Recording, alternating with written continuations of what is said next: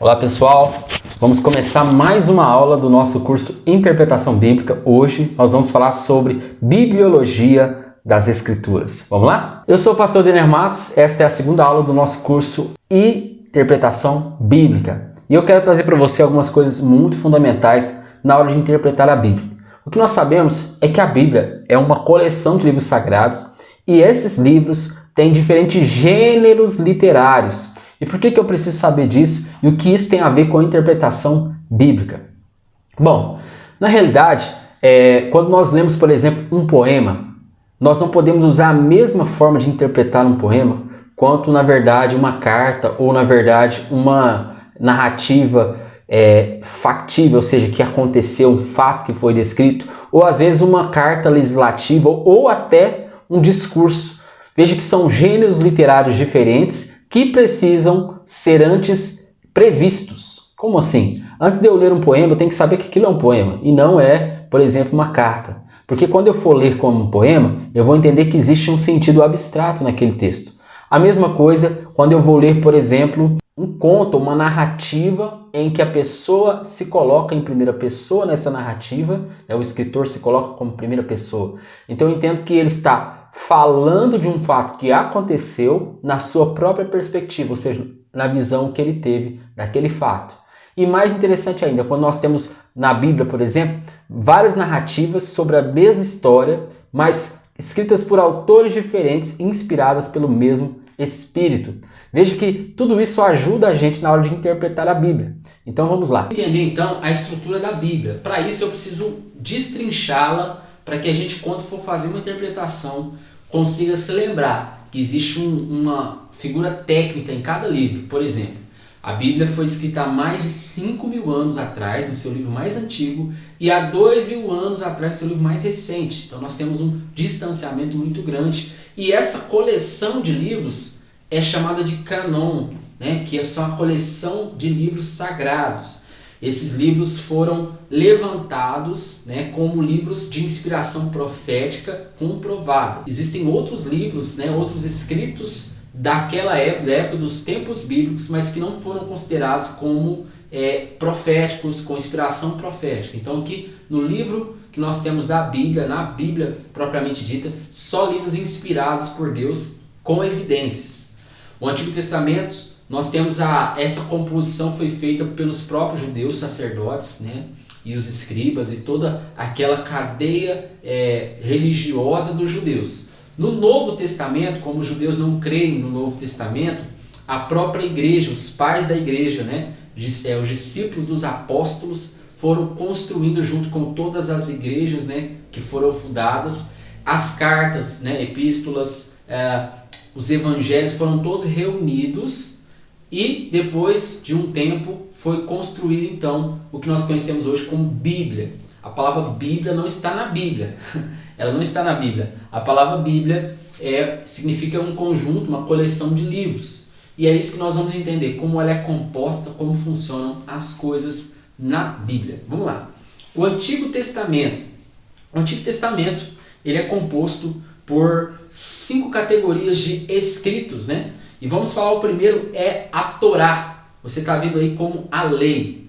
A lei e a Torá, que também é o Pentateuco, ou seja, os 5 primeiros livros da Bíblia, começando por Gênesis, Êxodo, Levítico, Números e Deuteronômio. Esses 5 livros são os livros mais sagrados para os judeus e também é ali que está 70% de toda a doutrina que conhecemos nas Escrituras. Isso mesmo. Então, quando você ouve algum pregador falar, nós temos que cancelar o Antigo Testamento, isso é impossível, porque o Novo Testamento é o cumprimento das promessas do Antigo Testamento.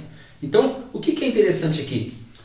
Por que eles são chamados de os livros da lei? Na verdade, eles regem tanto a doutrina fundamental das Escrituras, desde Gênesis, que é a criação do mundo, os patriarcas, a genealogia das tribos de Israel, que formam então a nação de Israel, até quando o povo é escravizado no Egito, nós sabemos lá no final do capítulo 50 de Gênesis, depois de tudo aquilo, lá em Êxodo capítulo 1, há realmente ali o exílio, que foi profetizado em Gênesis capítulo 13, Deus falou que ia acontecer isso. Eles ficaram exilados por 400 anos. Êxodo começa então mostrando como era, né, aquela situação do exílio.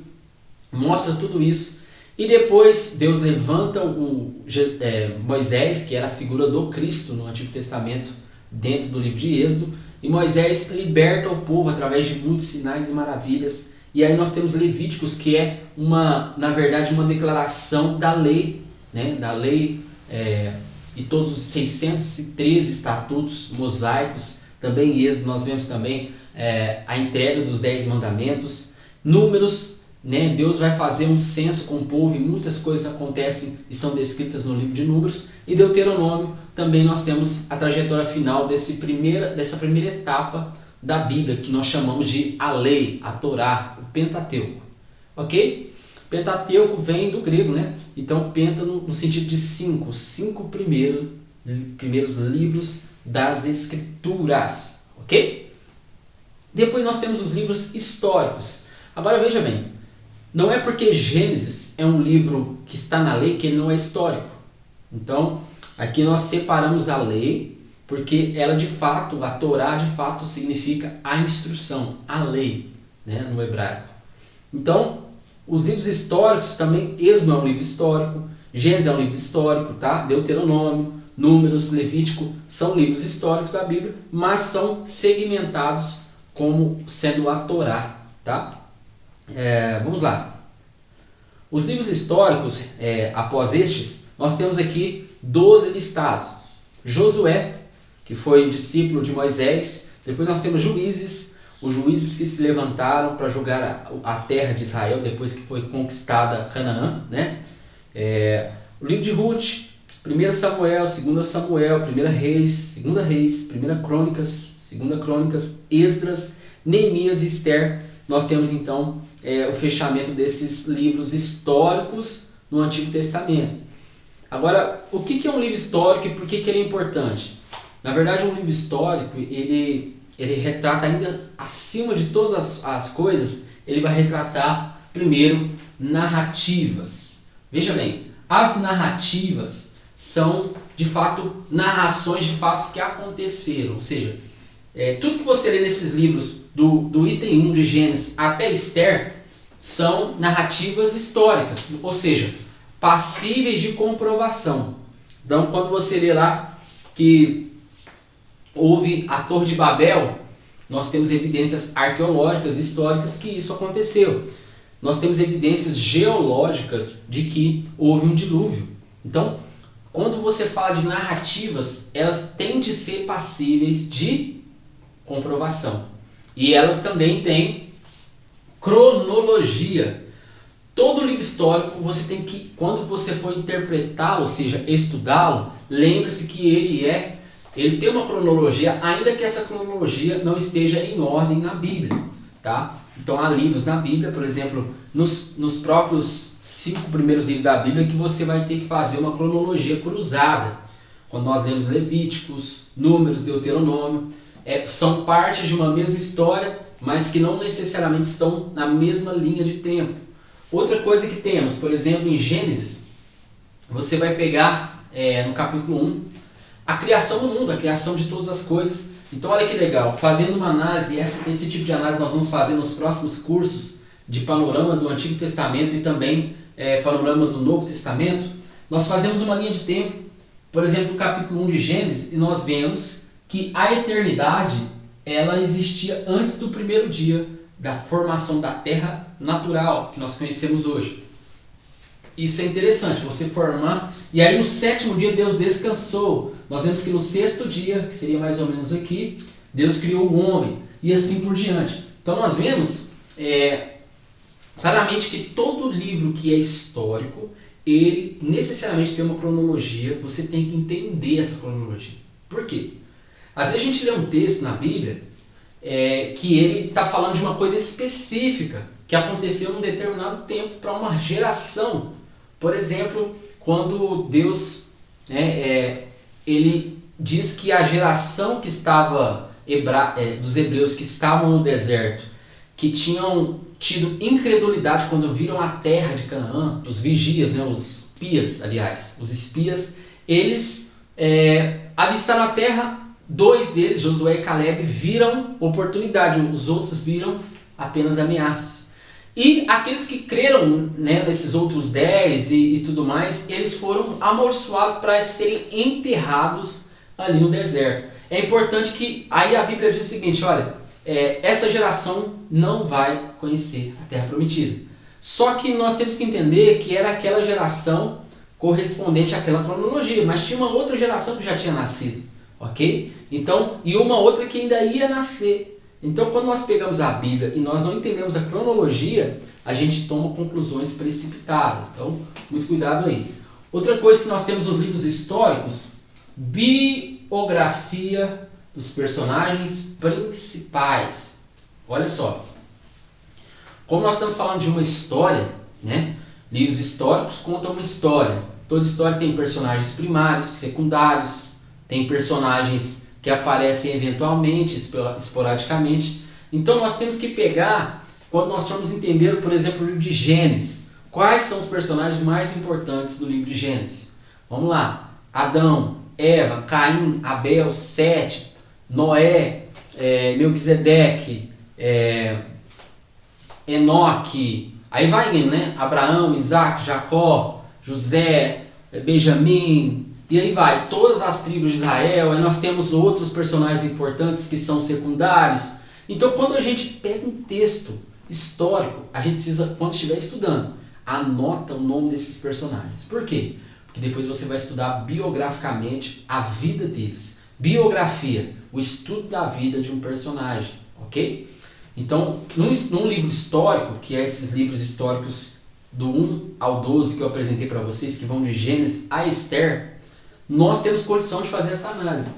Outra análise que dá para fazer, análise geográfica e demográfica. O que seria isso? Análise da localização antiga, onde que estava, por exemplo, o Jardim do Éden, né? O que os teólogos e historiadores estão falando, ou o que a Bíblia nos aponta a respeito, por exemplo, do rio Eufrates. Então, há uma percepção, ainda que, né, no caso do Jardim do Éden, que sejam apenas teorias, né, porque, na verdade, houve o dilúvio e uma mudança geológica no mundo. O mundo, a geografia mundial mudou depois do dilúvio. Nós podemos, por exemplo, verificar onde foi a terra de Ser, o deserto do Sinai, onde que era o Monte Horebe, né? E outras coisas muito interessantes, e aonde esses lugares estavam inseridos. E outra coisa, o povo e a cultura daquele lugar. Então isso é um dado demográfico, né? Outra coisa que nós podemos ver, a localização atual daqueles lugares. Onde está, por exemplo, quando a gente pega o Novo Testamento, onde estão aquelas 7 igrejas, que são as 7 cartas de Apocalipse de Jesus a essas igrejas. Onde elas estão situadas? Entendeu? A antiga Ásia Menor, que hoje é a região da Turquia. Então hoje você consegue ver o que sobrou daqueles lugares. Então tem tudo isso que nós podemos usar quando nós estamos lendo livros históricos. Tá? Outra coisa que vale salientar aqui é que toda narrativa ela pode ter uma narrativa complementar. Por exemplo, nós não podemos pegar o livro de Gênesis sem analisar também o livro de Êxodo. Por quê? O livro de Êxodo ele não é apenas um próximo livro da Bíblia. Ele é a continuação da mesma história, porque foi o mesmo escritor dos 2 livros. Na verdade, os 5 primeiros livros da Bíblia foi Moisés que escreveu. Não há nenhuma dúvida de que foi Moisés que escreveu o Pentateuco, a lei dos judeus, a lei sagrada, também a nossa lei sagrada, que criou todas as coisas. Então, assim, quando a gente conhece os autores, conhece o contexto, busca algumas informações geográficas, a gente começa a ter uma visão muito mais sofisticada do texto sagrado. Partindo então na sequência, os livros poéticos são o livro de Jó, o livro de Salmos, o livro de Provérbios, Eclesiastes, Cantares. Principalmente, eles são poéticos porque há uma linguagem particular, vamos dizer, com um tom abstrato, né, que é diferente das poesias que nós temos aqui no Ocidente, né, principalmente aqui no Brasil. Não é esse tipo de poesia que tem uma rima, que termina com uma musicalidade, não tem nada disso. Na verdade, a poesia nesses povos, nessas etnias, era simplesmente um artifício para as pessoas decorarem os textos. Então eles diziam lá, o Senhor é o meu pastor. Aí o outro falava, em nada me faltará. Deitar-me faz em pastos verdejantes. Entendeu? Então toda a escrita poética, ela tem um motivo principal, uma finalidade. Fazer as pessoas aprenderem os cânticos, aprenderem as poesias, usando ferramentas. Então é diferente, eles faziam, por exemplo, trocadilhos que a gente hoje chamaria de pleonasmo, trocadilhos que mudavam palavras, mas não mudavam sentidos na frase. Então o que é interessante aqui você ver? Salmos é um livro, Salmos, Provérbios, Eclesiastes, Cantares e Jó, são livros também considerados livros de sabedoria, porque eles estão contidas sabedorias. E alguns salmos foram escritos, por exemplo, em momentos da vida de Davi, por exemplo, que ele estava passando, onde ele, em adoração, em inspiração por Deus, escreveu, declarando coisas proféticas daquele tempo e de tempos futuros. Eclesiastes é um livro totalmente contextualizado no natural, coisas que aconteciam na época, coisas que Salomão observou quando estava já no final da sua vida. Cantares, Provérbios, um livro em que Salomão teve realmente uma inspiração para instruir sobre todas as coisas que os seres humanos passam. Então é muito interessante você saber que os livros poéticos, eles têm uma sabedoria incrível, ok? Nós temos também os profetas maiores e os profetas menores. Essa divisão de profetas maiores e menores não tem a ver com a relevância do profeta, não tem a ver. Significa que alguns livros proféticos têm mais capítulos e versículos e outros têm menos capítulos e versículos. Os profetas maiores, considerados aqueles que têm mais textos, mais capítulos, vamos dizer assim, são Isaías, Jeremias, Lamentações, Ezequiel e Daniel. E os profetas menores seriam então Oséias, Joel, Amós, Obadias, Miqueias, Naum, Abacuque, Sofonias, Ageu, Zacarias e Malaquias. Pessoal, uma coisa interessante quando você for ler os escritos proféticos, é importante você analisar a figura do profeta em si, a genealogia, qual que era o contexto que ele estava inserido, porque geralmente há um contexto em que o profeta ele é movido ou inspirado por Deus, ativado a profetizar. Isso aconteceu com Jeremias, com Amós e com muitos outros profetas que foram levantados para um tempo. Agora veja bem, todos os profetas, todos os escritos deles, têm profecias que já se cumpriram e é importante que você faça o quê? Um cruzamento. Outra coisa, profecias futuras, cruzando estas profecias com o Novo Testamento. Por exemplo, Isaías 53, o profeta vai dizer que Jesus teria que morrer. O Cristo viria, ele cumpriria o seu chamado, o seu propósito com dores, ele seria odiado por todos, ele levaria sobre si todas as enfermidades. E essa profecia já se cumpriu, mas não no tempo de Isaías, mas sim no tempo do Novo Testamento, bem depois dessa profecia. Mas existem profecias, por exemplo, em Isaías que ainda não se cumpriram, que são para a volta de Cristo e outras que são para depois da volta de Cristo, lá no novo céu, nova terra. Então é muito interessante você analisar. Quando você for fazer uma análise do texto profético, o profeta, profecias cumpridas versus profecias históricas, que já se cumpriram, e profecias futuras versus o Novo Testamento. Muito legal você observar isso também. E passando agora para o Novo Testamento, nós temos uma classificação de 5 categorias. Vamos lá. O primeiro são os evangelhos. Evangelho significa boa notícia. Qual foi a grande boa notícia que surgiu? Jesus, o nascimento de Jesus, o ministério de Jesus e também o início do ministério dos apóstolos, a sequência daquilo que viria a ser também a igreja que começou em Atos. Agora olha que interessante, os evangelhos são Mateus, Marcos, Lucas e João. Esses são os evangelistas, não com dom evangelístico apenas, mas aqueles que escreveram os evangelhos. E nós temos aqui uma informação interessante. Todas as vezes que você lê o evangelho, lembre-se, o personagem principal é Jesus. É a biografia de Jesus que está sendo escrita, tá? O propósito é provar que Jesus é Cristo e é Filho de Deus. Ele é o Filho de Deus. E o mais lindo dos evangelhos, eles têm uma pegada histórica, porque são narrativas de fatos cronológicos, então você pode usar todas aquelas ferramentas de um livro histórico. E nós temos que tomar um certo cuidado, porque como são evangelhos que são 4 pessoas falando da mesma história, mas que alguns vão falar do seu ponto de vista, outros vão tomar como base o evangelho que foi escrito antes. Então nós temos que fazer o quê? Várias linhas de tempo cruzando acontecimentos. Por exemplo, um problema clássico de harmonização dos textos, que a gente tem que fazer uma harmonização para entender, é a cura do cego lá na porta da cidade de Jericó. Eram 2 cegos, era um cego, foi curado na entrada, na saída. Veja que há divergência nas próprias escritas dos evangelhos, mas não há incoerência. Na verdade, isso prova a coerência da Bíblia. São 4 pessoas diferentes escrevendo a mesma história, mas do seu ponto de vista. Nós temos também um livro histórico no Novo Testamento, que é o livro de Atos dos Apóstolos. É um livro histórico, considerado histórico, apesar dos evangelhos ter uma pegada histórica.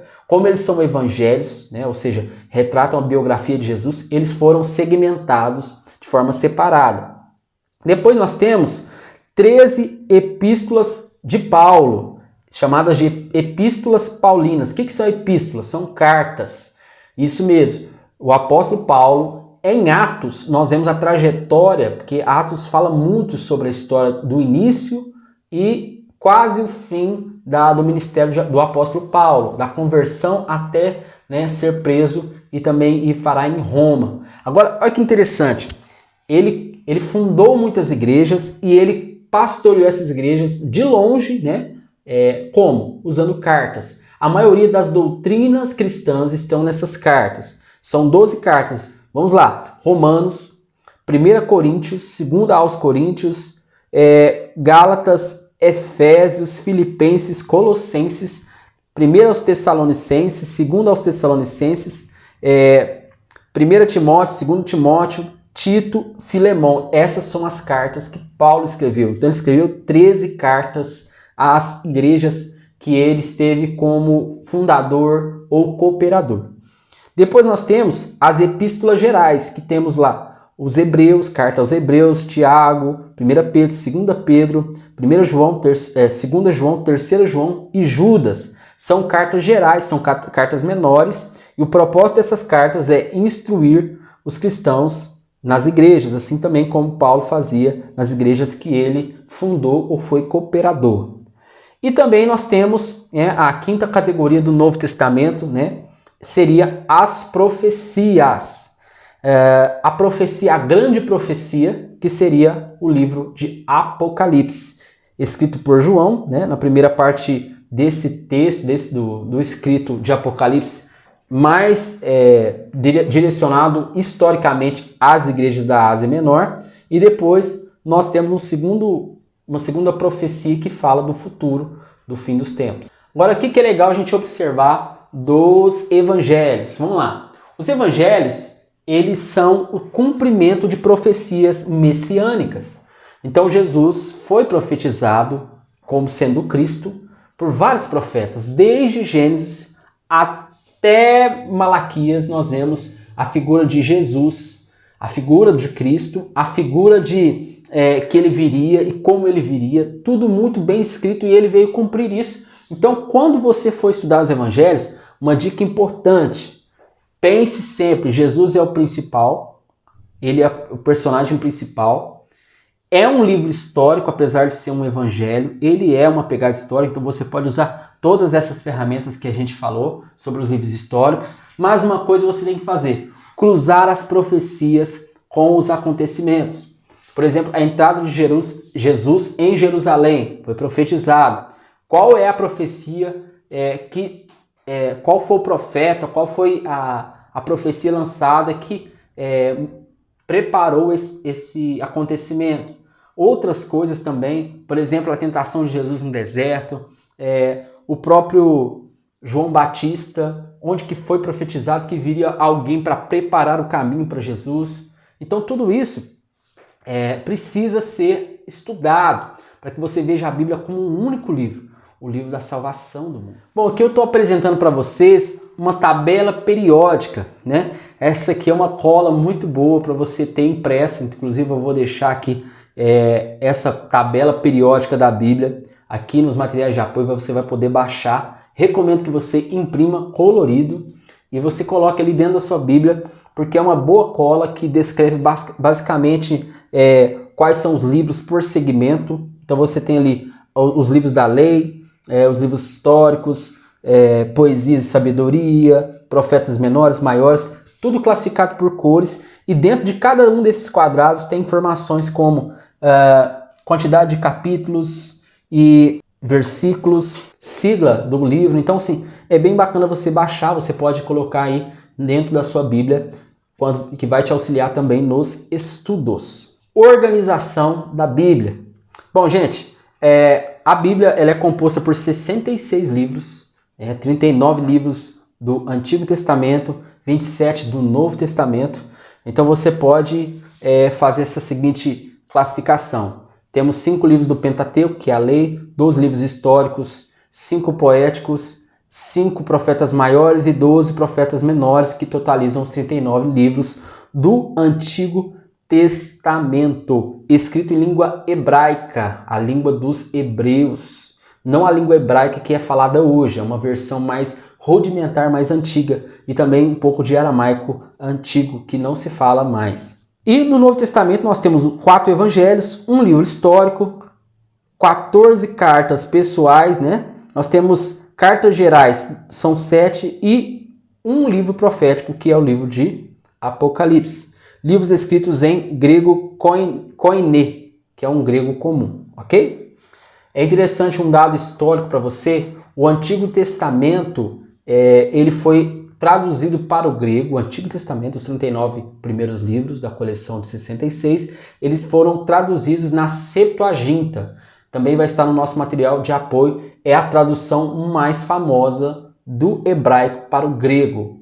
Tanto que a citação, né, o conhecimento geral da Torá nos tempos do Novo Testamento se deram através dessa tradução. Essa tradução foi muito importante, inclusive, para escrever muitas coisas, inclusive cartas do Novo Testamento. Um dado interessante aqui nesse quadro: a numeração de capítulos ela foi criada, né? Ela não existia nos escritos originais, mas ela foi criada em 1228, feita por Langton, e a numeração em versículos foi criada em 1528, feita por Paganini, tá? É um dado para você anotar. Se você está fazendo esse curso agora, você está sendo preparado para fazer a obra de Deus na prática. O formato dos livros antigos é bem legal você entender isso, tá? Os livros antigos eram feitos em rolos, né? Feitos de papiro e pergaminho, tá? Bem parecido com essa imagem que aparece para vocês. Isso aí são rolos. Até hoje em Israel e nas sinagogas, esses rolos são utilizados, alguns até no papiro ainda, para manter, né, essa cultura milenar viva. Muito interessante. O papiro vem de uma planta aquática que cresce junto aos lagos, né, rios, e que banham ali o Oriente. Sua entrecasca servia para a escrita. Então eles faziam um trabalho com essa planta. E a própria Bíblia menciona que eles usavam o papiro. Era possível, então, era resistente e era possível fazer esse acabamento para poder utilizar os escritos. Temos aqui, ó, as cartas escritas em papiro. Nós vemos aqui o Evangelho de João. Bom, a palavra Bíblia, como eu disse no início, não está na Bíblia. Na verdade, Bíblia vem da palavra grega biblos, referente à folha do papiro, que era feita, né, que era utilizada para escrita.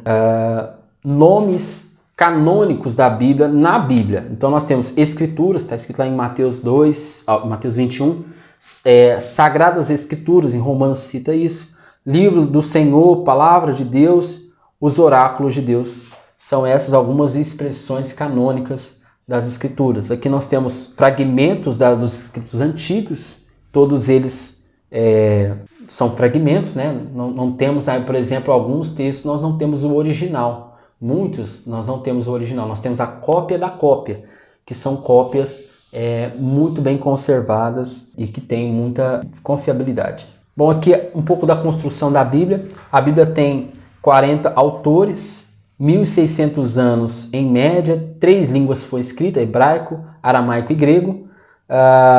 Foi escrita praticamente no mundo antigo, nós só tínhamos em alguns lugares, então foi escrita na Europa, Ásia e na África. A estrutura da Bíblia você já sabe, 66 livros, 39 do Antigo Testamento e 27 do Novo Testamento. Uma observação muito interessante é quando a Septuaginta, que é a tradução mais famosa que tem do grego do Antigo Testamento, ela foi escrita, ela veio com livros apócrifos. O que são os livros apócrifos? São livros que foram escritos durante o período intertestamentário. O que é o período intertestamentário?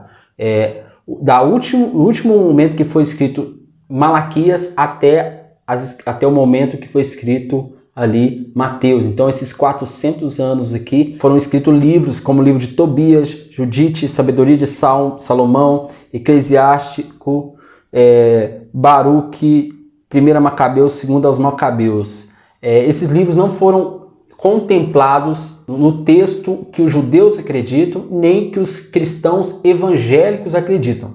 Eles estão apenas no cânon da Igreja Católica. Nós não entendemos, na verdade os judeus não entenderam e os evangélicos cristãos não entenderam que esses livros foram livros inspirados por Deus e por profetas com evidências. Então foi por isso que esses livros não entraram na tradução, na coleção de livros que nós temos hoje, por exemplo, aqui no Brasil para os cristãos evangélicos, e também não foi aceita pelos judeus.